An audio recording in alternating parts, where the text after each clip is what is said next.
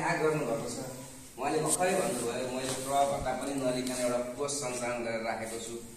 त्यो कोष व्यक्तिगत नभएर एउटा विद्यालय रूपान्तरणको लागि, विद्यालयमा परिवर्तनको लागि, शैक्षिक उपलब्धि हासिल गर्नको लागि त्यो कोषले पक्कै पनि सहयोग गर्नेछ भन्ने उहाँको एउटा आशा छ, सपना छ। त्यसैगरी उहाँले अघि पनि भन्नुभयो बिमाको रकम पनि विद्यालयको नाममा भनेर भन्नुभयो। एउटा व्यक्तिले आफ्नो जीवनको बिमा गर्छ, जीवनको बिमा गर्दाखेरि उसले आफ्नो शेषपछि वा आफूलाई केही भइसकेपछि त्यो बिमाको रकम चाहिँ आफ्नो परिवारलाई पुग्ने गरी वातावरण मिलाएको हुन्छ। तर उहाँले त्यो विद्यालयको लागि बिमाको रकम छुट्याउनु भएको छ। यस अर्थमा उहाँलाई मैले सलाम गरेँ। धन्यवाद धनराज सरलाई फेरि एकपटक। उहाँले आफ्नो जुन किसिमको सपना, विद्यालय रूपान्तरणको सपना पुग्नु भएको छ, विद्यालयमा साँच्चीकै रूपान्तरण आवश्यक छ भन्ने ठान्नु भएको छ र त्यसका लागि उहाँले आफ्नो ठाउँबाट आफ्नो पदीय जिम्मेवारी पुरा गर्दै विद्यालयलाई चाहिँ अझ उन्नतिको शिखरमा पुर्याउने लक्ष्यसहित आफ्ना योजनाहरू प्रस्तुत गर्नुभएको छ। त्यसका लागि धनराज सरलाई धन्यवाद नभनिकन म बस्नै नसक्ने भएँ। धनराज सरको कुरा सुनिसकेपछि अब धनराज सरले धेरै कुराहरू उठाउनु भयो, जस्तो यस विद्यालयका शैक्षिक कुराहरू, आर्थिक कुराहरू, विद्यालय सञ्चालन सम्बन्धी कुराहरू। यो कसरी सम्भव छ? एउटा सरकारी विद्यालय वा भनौँ सामुदायिक विद्यालय रूपान्तरणको लागि चाहिँ विभिन्न बाधाहरू हुन्छन्, विभिन्न व्यवधानहरू हुन्छन्। ती बाधा व्यवधानहरूलाई पार गर्दै यो विद्यालय कसरी सफल भयो, कसरी यहाँसम्म आइपुग्यो भन्ने खालको जुन जिज्ञासापूर्ण प्रश्न उहाँले राख्नु भएको छ, त्यस्ता प्रश्नहरूको समाधान गरिदिनु हुनको लागि वा त्यस्ता प्रश्नहरूको उत्तर दिई आजको कार्यक्रमलाई अगाडि बढाइदिनु हुनको लागि यसै विद्यालयका प्रधानाध्यापक श्री रामशकल महतो सरलाई हार्दिक अनुरोध गर्दछु।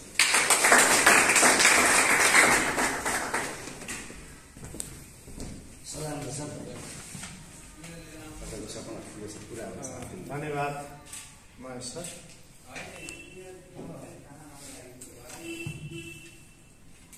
त्यो पर्दैन भाषा सुनिन्छ।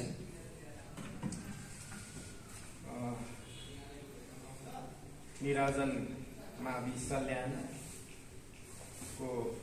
आजको प्रमुख अतिथि धनराज सर, त्यस्तै गरेर हाम्रो विद्यालयको सहायक प्रधानाध्यापक महेश ढुङ्गाना सर, त्यस्तै गरेर निराजन मावि सल्यानबाट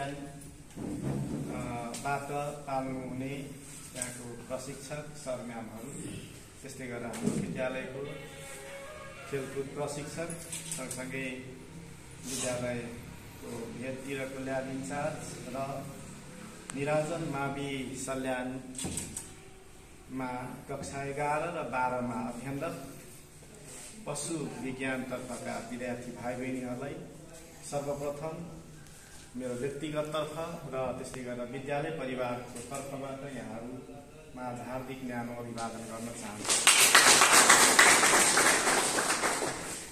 तपाईहरू वास्तवमा भाग्यमानी हुनुहुन्छ। धनराज सरको कुरा सुनिरहँदा मेरो आँखा रसायो। एउटा विद्यालय प्रति समर्पित, विद्यालयको जिम्मेवारी बोध भएको आफ्नो परिवारभन्दा पनि एउटा विद्यालयलाई प्रायोरिटीमा दिएर जुन उहाँले एउटा व्यक्तिगत मान्छे चाहिँ बिमा किन गर्छ भन्दाखेरि आफू नरहँदा भविष्यमा आफ्ना सन्ततिहरूलाई केही पर्यो भने त्यो सपोर्ट हुन्छ भनेर चाहिँ मान्छे व्यक्तिगत बिमा गर्छ। तर चाहिँ धनराज सरले परिवार भन्दा पनि विद्यालयलाई सर्वोपरि ठानेर जुन कामको सुरुवात गर्नुभएको छ, त्यो हाम्रो विद्यालयको लागि एउटा चाहिँ यो सिखको हामी चाहिँ एउटा चिन्ताबाट ठुलो उहाँको एउटा त्यस्ता अनुसरण गर्नुपर्छ, त्यस्ता कार्यहरूको अनुसरण गर्नुपर्छ भनेर महसुस भएको छ। महेश सरले भन्नुभयो उहाँको काम एकदमै प्रेरणादायी काम छ। म पनि धनराज सरलाई सलाम गर्छु। यहाँले चाहिँ ठुलो काम गर्नुभएको छ। यहाँले चाहिँ आफूलाई अभियन्ताको रूपमा ठान्नु भएको छ, त्यो एकदमै राम्रो कुरा हो। हामी कसैले हामीलाई चाहिँ राम्रो भन्दैन, हामी आफैले आफैलाई राम्रो भन्नुपर्छ है। हामीलाई कसैले स्याबास दिँदैन, हामी आफैले आफैलाई स्याबास दिनुपर्छ। त्यसकारण हजुर अभियन्ता हुनुहुन्छ, एकदमै युट्युबर हुनुहुन्छ, यहाँलाई चाहिँ एकदमै म विद्यालय परिवारको तर्फबाट व्यक्तिगत तर्फबाट यहाँलाई म हार्दिक बधाई र शुभकामना दिन चाहन्छु। यहाँको यो कार्य चाहिँ निरन्तर जारी रहोस्।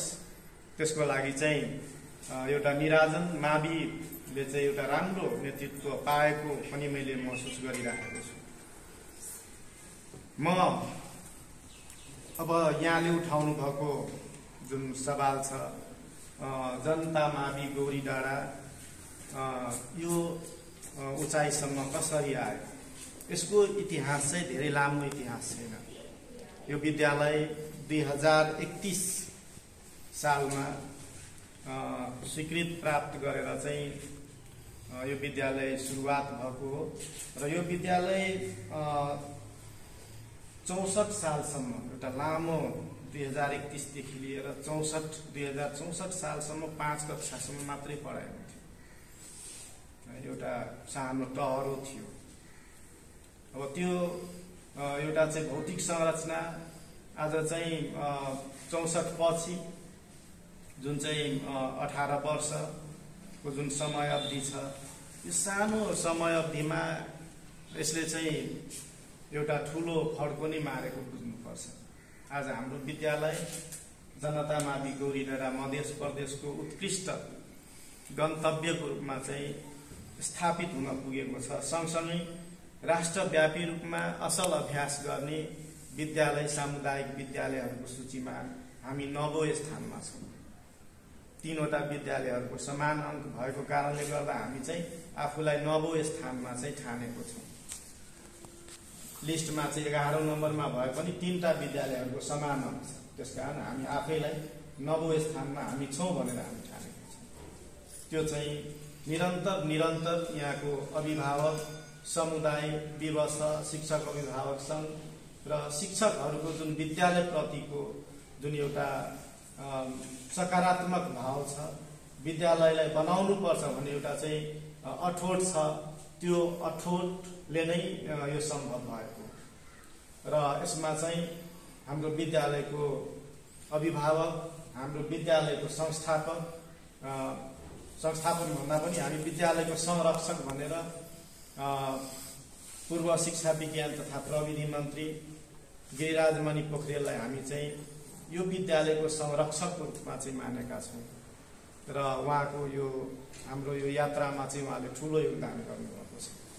यहाँ चाहिँ जति पनि हामी भौतिक संरचनाहरू जुन हामी देखिरहेको छौँ त्यो भनेको चाहिँ उहाँले चाहिँ एउटा गरिब सर्वहारा वर्गले पनि एउटा विद्यालय पढ्नुपर्छ, सामुदायिक विद्यालयमा गएर त्यहाँ पढ्नुपर्छ भन्ने र एउटा बृहत विद्यालय बनाउनुपर्छ जसमा चाहिँ विपन्न, गरिब, दलित, आदिवासी सबैले राम्रो गुणस्तरीय शिक्षा प्राप्त गर्नुपर्छ भन्ने उहाँको जुन सपना थियो, त्यो सपनालाई उहाँले पुरा गर्नको लागि उहाँको एउटा सामूहिक कम्युन परिवार छ, यही छेउमै छ। उहाँ चाहिँ एउटा सामूहिक परिवारमा बस्नुहुन्छ, हाम्रो विद्यालयको दासेकै घरमा बस्नुहुन्छ र उहाँले चाहिँ त्यहाँ भएको र सँगसँगै यो समुदायको गरिब विपन्न सबै विद्यार्थीहरू बोर्डिङ पढ्न सक्दैन, बोर्डिङकै वातावरण, त्योभन्दा पनि राम्रो वातावरण एउटा सामुदायिक विद्यालयले पनि यदि चाहिँ सुरुवात गर्यो भने त्यो चाहिँ एउटा चाहिँ सामुदायिक विद्यालयको रूपान्तरणको एउटा चाहिँ उदाहरणीय काम हुन्छ भनेर उहाँले चाहिँ ठान्नु भएको थियो र उहाँले देखेको सपनालाई उहाँ अहिले चाहिँ अनुभव गरिरहनु भएको छ। साँच्चीकै मैले देखेको सपना चाहिँ यो जनता मावि गौरी डाँडाले चाहिँ त्यो अभियान थालिसकेको छ र अझै पनि उहाँले चाहिँ यो विद्यालय भनेको त बृहत विद्यालय हुनुपर्छ, यो विद्यालयमा जो कोही जुनसुकै विषय लिएर पढ्न आउने चाहिँ पढ्नुपर्छ भन्ने उहाँको अझै पनि त्यो भनाइ छ र त्यो स्तरमा हामी काम गर्दैछौँ। प्रत्येक वर्ष हामी चाहिँ यहाँ फ्याकल्टीहरू थप्दै गइरहेको अवस्था छ। हामी अहिले चाहिँ यो एउटा विशेष कक्षा दृष्टिविहीनहरूको कक्षा पनि हामी सञ्चालन गरेको छौँ। सबभन्दा यो भुइँ तल्लामा हामी बसेका जुन भवन छ त्यसको भुइँ तल्लामा दृष्टिविहीनहरूको होस्टेल छ र हामी कक्षा 11-12 लाई चाहिँ हामी विज्ञान, त्यसले गर्दा चाहिँ वाणिज्य, त्यस्तै गरेर हामी कानुन पनि चलाएको थियौँ, विद्यार्थीहरूले चाहिँ त्यहाँ छैनन्। त्यस्तै गरेर हामीसँग चाहिँ +2 तपाईहरू जस्तै +2 पशु विज्ञान पनि हामीसँग छ। CTEVT अन्तर्गतको डिप्लोमा 3 वर्ष डिप्लोमा अन्तर्गत हामी बाली विज्ञान पशु विज्ञान पढाउँछौँ। त्यस्तै गरेर हामी चाहिँ कक्षा 10 सम्म हाम्रो चाहिँ इङ्ग्लिस मिडियम 0 to प्ले ग्रुपदेखि हामी भन्छौँ, प्ले ग्रुपदेखि 12 सम्म इङ्ग्लिस मिडियममा सञ्चालित यो विद्यालय छ। 2000+ विद्यार्थी छन् र यहाँ चाहिँ हामी 70+ शिक्षक स्टाफहरू छौँ। अब यसको व्यवस्थापन सरको चाहिँ यो कसरी चाहिँ सम्भव भएको त व्यवस्थापन यसको? यो विद्यालयको आय स्रोत भनेको चाहिँ केही पनि छैन। यसको चाहिँ अब त्यहाँ न बजार छ न सटरहरू छ है। विशुद्ध रूपमा यो विद्यालय भनेको चाहिँ अभिभावकको सहयोगबाट चलेको विद्यालय हो। समुदायको सहकार्यमा नमुना विद्यालय हामीले आफैलाई घोषणा गरेका छौँ।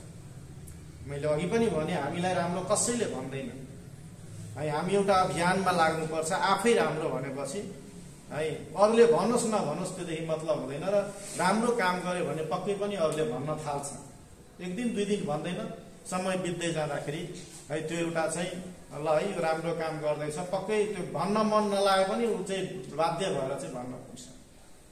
समुदायको सहकार्यमा नमुना बृहत विद्यालय हाम्रो चाहिँ 81 देखि 90 सम्मको एउटा रणनीतिक योजना छ र त्यो रणनीतिक योजना अब यो विद्यालय बनाउनको लागि अब योजना बिना चाहिँ त्यो हुँदैन। फेरि योजना हुनुपर्छ। हाम्रो लक्ष्य के, हाम्रो उद्देश्य के, हामी कतातिर जाँदैछौँ। हामीसँग चाहिँ हामी दौड्न गइरहेको छौँ, हामीसँग अगाडिमा मैदानै छैन भने हामी कहाँ दौड्ने? यो विद्यालय रूपान्तरणको लागि अझै पनि हामी यो जति पनि विकास गरे पनि यो अपुरो नै हुन्छ। शिक्षा भनेको त्यस्तो कुरा हो, शिक्षामा जति लगानी गरे पनि त्यो अपुरो नै हुन्छ।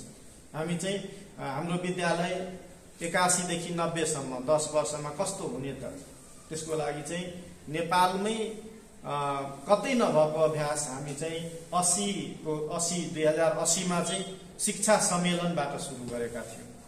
हाम्रो विद्यालयले शिक्षा सम्मेलन गर्यो।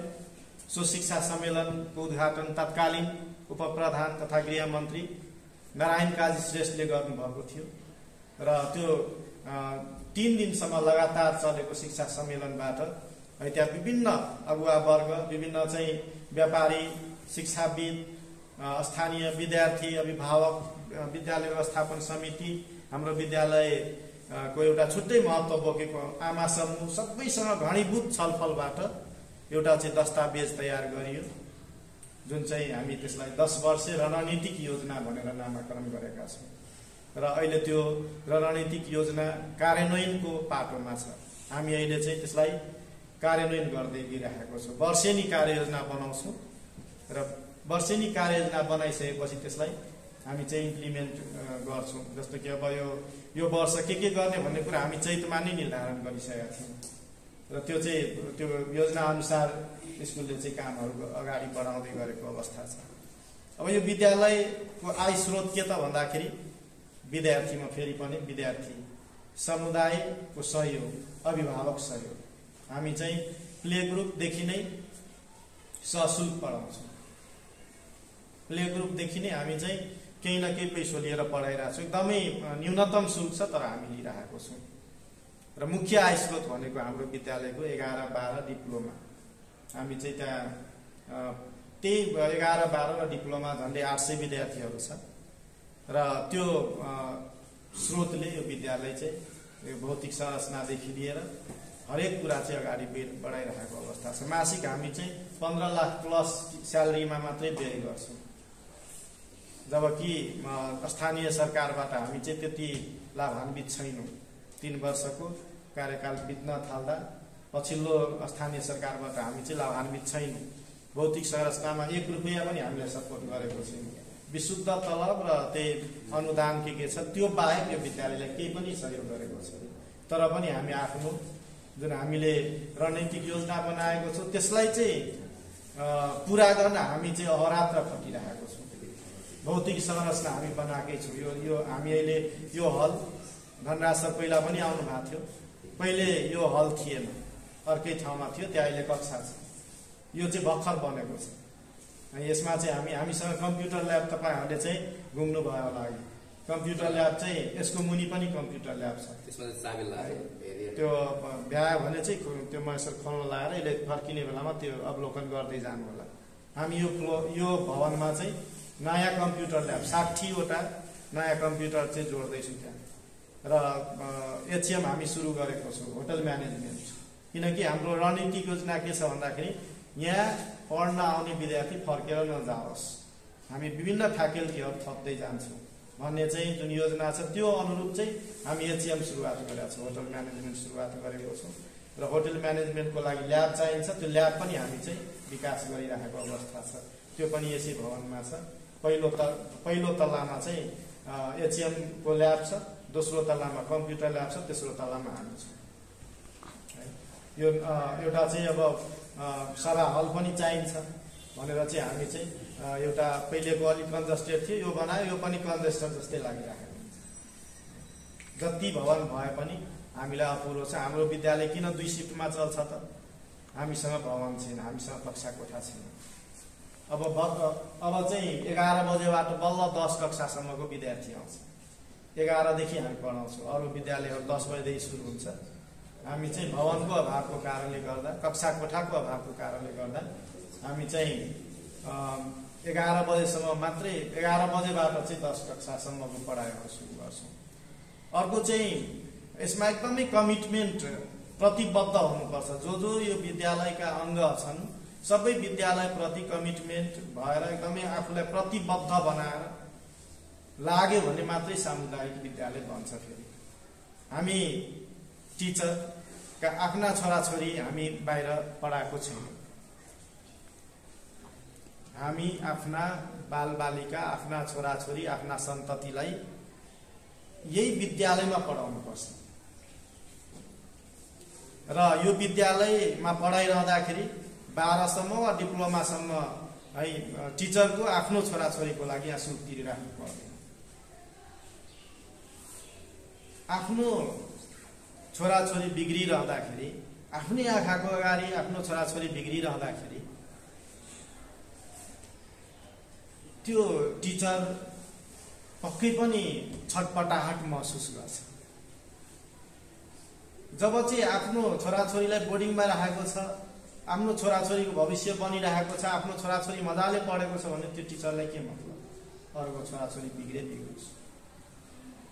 हाम्रो आफ्नो सन्तति हामी आफैले पढाएको छौँ, हामी आफ्नो सन्ततिलाई बिग्रिन दिँदैनौँ। र त्यस अनुरूप चाहिँ समुदायको बच्चाहरू आउँदाखेरि हामी आफ्नै सन्तान जस्तो व्यवहार गरेर तिनीहरू पनि एउटा राम्रो शिक्षा यहाँबाट प्राप्त गरिरहेको छ। नेपाली मिडियम छैन, इङ्ग्लिस मिडियम छ। किनकि अब त्यति बेला हामी चाहिँ एउटा रूपान्तरण, विद्यालयलाई रूपान्तरण गर्न खोज्दाखेरि सबैले इङ्ग्लिस मिडियम भन्यो, त्यही भएर हामी इङ्ग्लिस मिडियम चलायो। अहिले इङ्ग्लिस बोझको रूपमा इङ्ग्लिसलाई एउटा चाहिँ दमनको भाषाको रूपमा हामी चाहिँ त्यसरी दमनकारी भाषाको रूपमा हामी चाहिँ एकदमै क्रूरताको साथ चाहिँ इङ्ग्लिस बोल्नै पर्छ भन्ने इन्भाइरोमेन्ट चाहिँ बनाएको छ। तर कक्षा कोठा, पाठ्य पुस्तक सबै इङ्ग्लिसमा। किनकि त्यस्तो गरिरहँदा हाम्रो आफ्नो मातृभाषाको जुन अस्तित्व छ त्यो लोप हुन्छ। हाम्रो जुन राष्ट्रिय भाषा छ त्यसको अस्तित्व लोप हुन्छ। हामी तिनटैलाई तालमेल, आपसी तालमेल मिलाएर चाहिँ अगाडि बढ्नुपर्छ। इङ्ग्लिस चाहिन्छ, वैश्विक बजार, विश्वसँग चाहिँ सम्बन्ध गाँच्नको लागि इङ्ग्लिस चाहिँ चाहिन्छ। तर सर्वोपरि भाषा चाहिँ त्यसैलाई ठान्नु हुँदैन।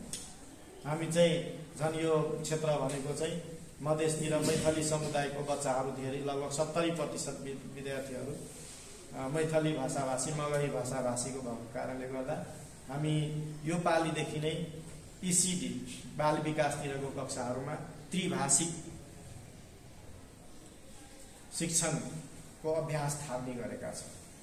त्यहाँ चाहिँ तिनीहरू मातृभाषामा पनि पढ्छ, नेपाली भाषा पनि जान्छ, इङ्ग्लिस पनि जान्छ। तिनटै भाषालाई तालमेल मिलाएर हामी चाहिँ अगाडि बढेको अवस्था छ। त्यसले गरेर यो विद्यालयलाई एउटा छुट्टै किसिमले चाहिँ एउटा शिक्षण विधि जुन छ है, पहिला जस्तो अब रटाउने, भोकाउने होइन, त्योबाट अलिकता चाहिँ माथि उठेर व्यवहारसँग गाँस्ने किसिमको शिक्षा है हामी चाहिँ क्रिटिकल एन्ड क्रिएटिभ पेडागोजी अवलम्बन गरेर हामी चाहिँ कक्षा कोठा मा शिक्षण अभ्यास सुरु गरेका छौँ र त्यसको लागि हामी चाहिँ बारम्बार तालिम लिइराखेको छौँ। शिक्षाविद अध्येता समाजशास्त्री विमल कुमार फुइयाल, पुनम कुइकेल उहाँहरूबाट हामी बारम्बार उहाँहरूलाई चाहिँ वर्षमा कमसेकम 2 चोटि हामी चाहिँ आमन्त्रण गरेर हामी चाहिँ त्यहाँ निरन्तर तालिम लिन्छौँ र त्यो अनुसार एउटा चाहिँ कक्षा कोठामा टिचर जाँदाखेरि कक्षा कोठा कसरी चाहिँ पुरा सक्रिय हुन्छ, कक्षा कोठाका विद्यार्थीहरू चाहिँ कसरी पुरै सक्रिय हुन्छ, त्यो माहौल कसरी सिर्जना गर्ने, एउटा चाहिँ शिक्षण अभ्यास कस्तो हुनुपर्छ त्यसको पनि हामी थालनी गरेका छौँ। र अरू त तपाईँहरूले चाहिँ अवलोकनको क्रममा देख्नुभयो होला। अब डिसिप्लिनको कुरा हामी चाहिँ कक्षामा मोनिटर छ, क्याप्टन पास हुन्छ, त्यसलाई फलो गर्छन्। हाम्रो एसेम्ब्ली बिहानको एसेम्ब्ली भन्दा पनि अर्को चाहिँ 10-11 बजेतिरको एसेम्ब्ली बिहान अब एकदमै अँध्यारैबाट विद्यार्थीहरू आएको हुन्छ, त्यो बिहान अलि इम्प्लिमेन्ट गर्न गाह्रो छ। तर 11 बजेको एसेम्ब्ली हाम्रो चाहिँ विद्यार्थीको टिचरको हाजिरी भए पश्चात मात्रै सुरु हुन्छ। पहिला चाहिँ विद्यार्थी टिचरले आफ्नो हाजिरी गर्नुहुन्छ, त्यसपछि विद्यार्थीको हाजिरी हुन्छ र त्यसपछि मात्रै एसेम्ब्ली सुरु हुन्छ। जसले गर्दा हाम्रो विद्यालयमा ढिलो आउने विद्यार्थी एउटा पनि हुँदैन। सबैजना विद्यार्थी चाहिँ एसेम्ब्ली लाग्दा सबै विद्यार्थी आइसकेको हुन्छ, किनकि एसेम्ब्ली भन्दा पहिला के हुन्छ, हाजिरी हुन्छ। त्यसरी चाहिँ र अब 2000+ विद्यार्थी यो एउटा सिफ्टमा चाहिँ 1600-1500 विद्यार्थी पढिरहँदाखेरि त्यहाँ हामी चाहिँ बाहिर हुँदाखेरि कसैलाई केही भान हुँदैन त्यहाँ विद्यार्थी छ भनेर। त्यसरी चाहिँ अब त्यहाँ बाल क्लब होइन, त्यस्तै गरी जुनियर रेड क्रस, त्यस्तै गरेर चाहिँ इको क्लब जस्ता चाहिँ त्यस्तै गरी इसिए क्लब होइन, त्यो डिफ्रेन्ट क्लबहरूले पनि के गर्दैछ भन्दाखेरि यो अनुशासन र सँगसँगै विद्यालयको जुन सरसफाइदेखि लिएर विद्यालयलाई हराभरा बनाउने काममा सबैजना चाहिँ लागि परेको छ।